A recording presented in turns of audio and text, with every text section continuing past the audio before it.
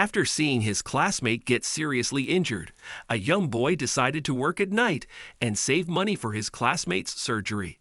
Little did he know that his parents would soon punish him by sending him to his grandfather's farm during summer break. Before we continue, please take some time to subscribe to Dailydose, like and share this video with your friends. It might brighten their day and inspire them to do good. Also keep watching because an important lesson awaits at the end of the video. Simon quietly tiptoed into his parents' bedroom while they sat at the dinner table. "I need to find Dad's wallet," he thought while quickly searching his father's closet. "Oh, here you are," Simon whispered as he reached for the brown wallet. "Hey, Simon, what are you doing here?" his father, Jack, asked before Simon froze in his footsteps. "Dad, I was just..." Simon tried explaining. "Looking for money, right?" Jack interrupted. "Your mom and I already know that you have been stealing money from my closet." "No, Dad, it's not like that," Simon exclaimed. "Quit lying, son. I know you have been buying video games and spending money hanging out with your friends. I never expected this from you," Jack said. Simon closed his father's closet while he felt his heart pound. How does he know the truth? The teenager wondered. Simon had been stealing money from his father's closet and spending it on useless things. But he couldn't admit his mistake. He stood near the bed and smiled at his father. "You're grounded," Jack yelled as soon as Simon arrived home from school. "You won't leave the house until I allow you to do so." "Dad, you're getting it wrong," he lied. "I was stealing money because one of my classmates got injured, and his family didn't have enough money to pay for his surgery. I was just trying to help." "Oh, really?" Jack asked. "What's the boy's name?" "It's Adam," Simon lied again. "You know, the short boy who lives a few blocks away." Simon felt relieved as his father nodded because it was a sign that Jack believed his lies. However, the teenager had no idea that his father would visit Adam's house the next day. "Hi, I'm Jack, Simon's father." Jack introduced himself to Adam's mother at her doorstep the following day. "Is Adam home?" "No, Jack." Adam's mother smiled. "He's at school.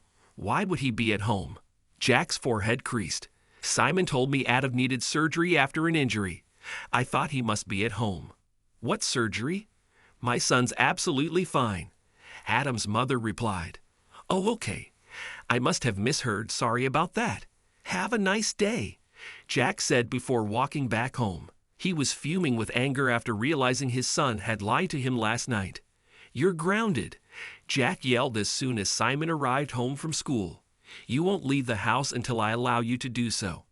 Without saying a word, Simon hurried up the staircase and slammed his bedroom door behind him. He was angry that his father had learned the truth and that he couldn't hang out with his friends anymore. Instead of realizing his mistake, Simon decided to teach Adam a lesson. The next day, Simon bullied Adam in his classroom after most students had left. "What are you doing?" Adam yelled, but Simon didn't say anything. "You want these, don't you?" Simon picked up Adam's glasses from his table.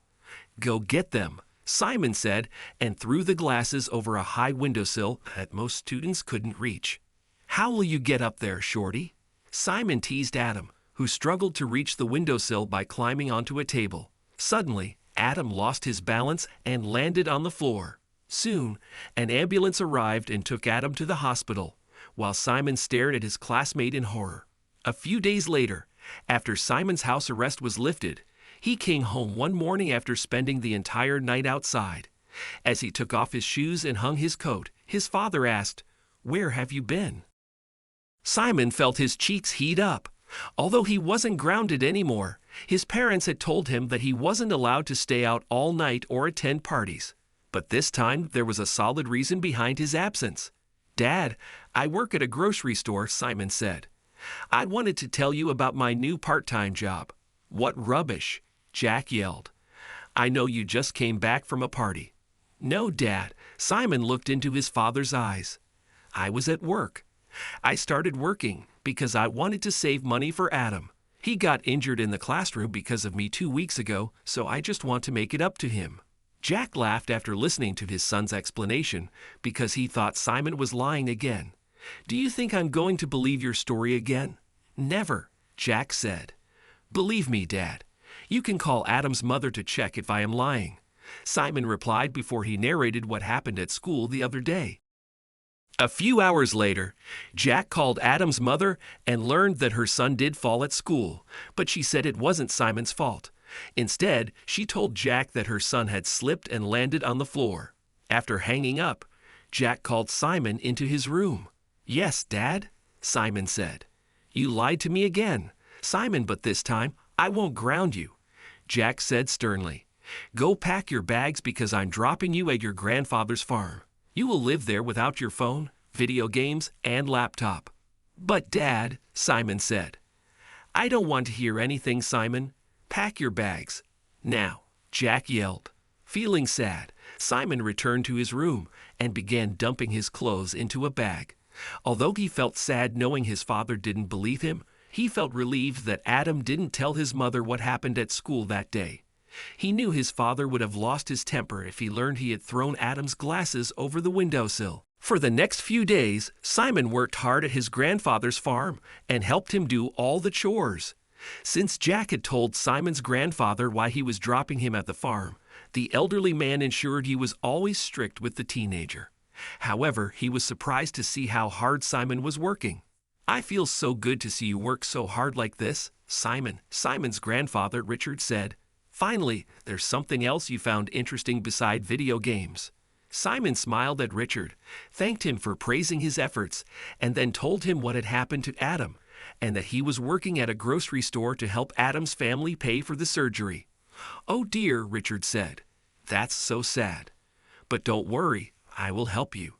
The next day, Richard called Simon into his room and told him that he had talked to the neighboring farm owners, and 3 of them had agreed to pay Simon if he took care of their crops and worked for them the entire summer. "Oh, that's a great opportunity, Grandpa," Simon cheered. Although he thought Richard would help him by giving him money, he agreed to work on the farms and save money for Adam. After working for 2 months, Simon was delighted to receive money from the neighboring farm owners. He also thanked Richard before leaving the farm. "Wait, young man," Richard said. "I have something for you." Simon's grandfather pulled out an envelope from his wooden cupboard and handed it to him. "Here's your reward, Simon. You have learned the true meaning of responsibility, and I am proud of you for earning money by working hard." "Oh, Grandpa, thank you so much." Simon hugged Richard and felt happy that his grandfather had given him money. After leaving the farm with Jack, Simon visited Adam's house to give him the money needed for his surgery. Inside, he saw Adam struggling to move in a wheelchair. "Hi, Simon," Adam said. "Adam, I am really sorry for what happened that day at school." Simon sat beside Adam. "Thank you for not telling your parents about it." "Oh, I didn't fall because of you. I slipped," Adam smiled. After apologizing to Adam, Simon rose from his seat and gave an envelope full of money to Adam's mother.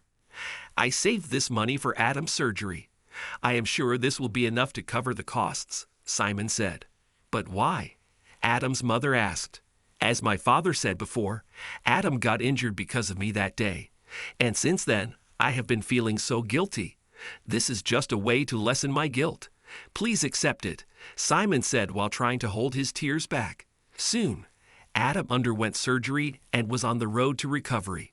During that time, Simon often visited him, and the 2 boys eventually became friends.